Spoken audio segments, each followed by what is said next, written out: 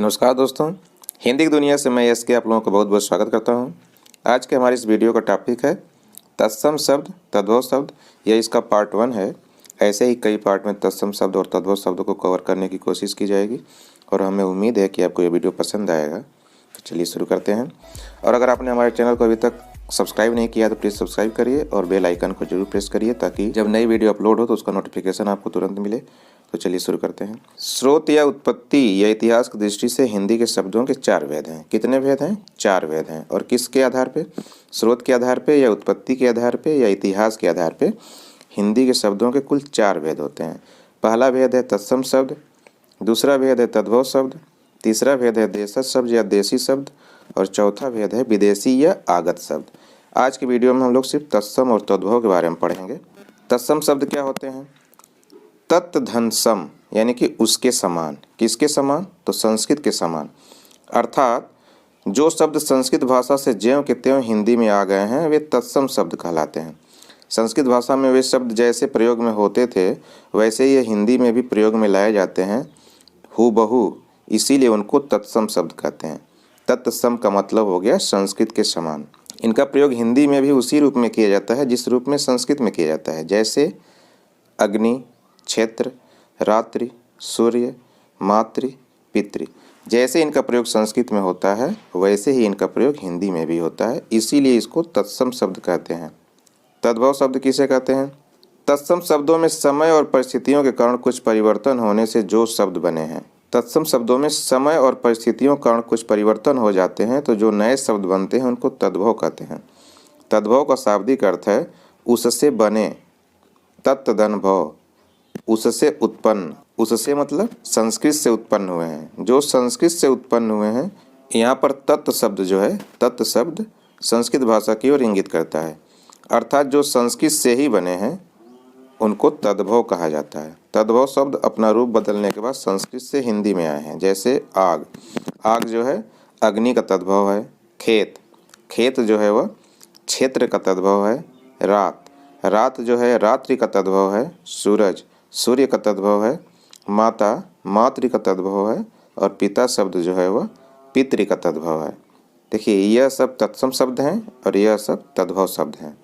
आम्र जो है एक तत्सम शब्द है, उसका तद्भव आम होता है। आश्चर्य तत्सम है, इसका तद्भव अचरज होता है। अक्ष तत्सम है, इसका तद्भव आँख होता है। अमूल्य तत्सम है, इसका तद्भव अमोल होता है। अग्नि एक तत्सम शब्द है जिसका तद्भव आग होता है। अंधकार तत्सम शब्द है, इसका तद्भव अंधेरा होता है। और कातर का तद्भव कायर होता है। अगम्य का तद्भव अगम होता है।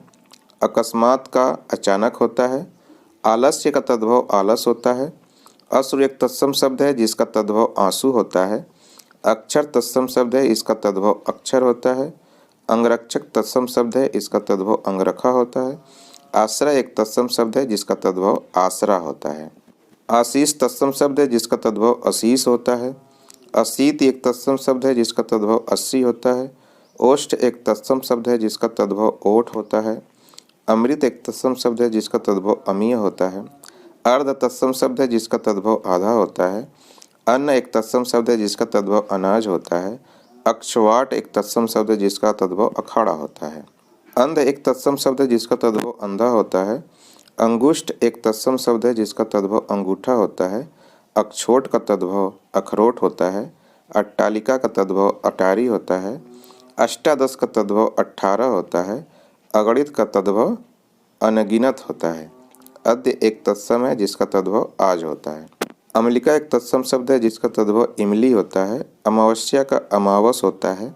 अर्पण का अर्पण होता है। अन्यत्र का तद्भव अनत होता है। अनार्य का तद्भव अनाड़ी होता है। अज्ञान का तद्भव अजान होता है। आदित्यवार का तद्भव इतवार होता है। आम्रचूर्ण का तद्भव आमचूर होता है। आमलक का तद्भव आंवला होता है। आर्य एक तत्सम शब्द है जिसका तद्भव आरज होता है।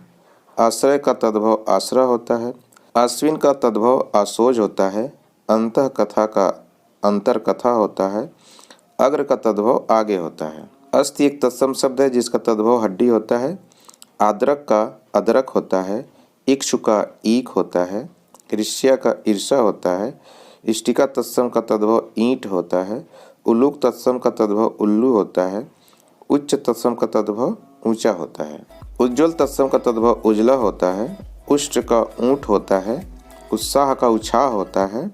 उपालंब का उलाहना होता है। उद्वर्तन का तद्भव उबटन होता है। उलूखल का तद्भव ओखली होती है। उपर्युक्त का तद्भव उपरोक्त होता है। एकादश तत्सम का तद्भव 11 होता है। एला तत्सम का तद्भव इलायची होता है। एकत्र का इकट्ठा होता है। ऋक्ष तत्सम शब्द है जिसका तद्भव रीछ होता है। कृष्ण एक तत्सम शब्द है जिसका तद्भव किशन होता है। कुष्ठ एक तत्सम शब्द है जिसका तद्भव कोढ़ होता है। कुपुत्र एक तत्सम शब्द है जिसका तद्भव कपूत होता है। कर्म का तद्भव काम होता है।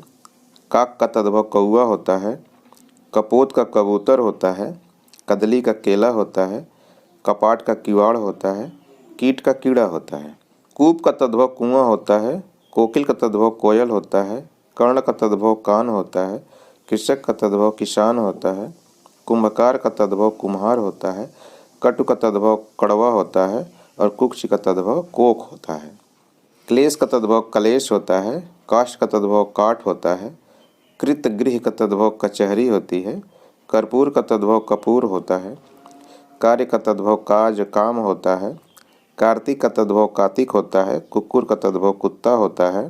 कंदू का तद्भव गेंद होती है। कच्छप का कछुआ होता है। कंटक का कांटा होता है। कुमारी का कुंवारी होता है। कृपा का तद्भव कृपा होता है। कपर्दिका का तद्भव कौड़ी होती है। कुब्ज का तद्भव कुबड़ा होता है। कोटि का तद्भव करोड़ होता है। कर्तव्य का तद्भव कर्तव्य होता है। कंकड़ का तद्भव कंगन होता है। किंचित का तद्भव कुछ होता है। केवर्त का तद्भव केवट होता है। किरण का तद्भव किरण होता है और कज्जल का तद्भव काजल होता है। तो उम्मीद है ये वीडियो को पसंद आई होगी। अगर वीडियो को पसंद आई है तो लाइक करिए, शेयर करिए, कमेंट करिए और प्लीज़ हमारे चैनल को सब्सक्राइब करिए। चैनल को सब्सक्राइब करने के बाद घंटी का बटन जरूर दबाइए ताकि जब नई वीडियो अपलोड हो तो उसका नोटिफिकेशन आपको तुरंत मिले। अपना कीमती समय निकाल करके इस वीडियो को देखने के लिए धन्यवाद। आपका दिन शुभ हो। मिलते हैं अगले वीडियो में, तब तक के लिए नमस्कार।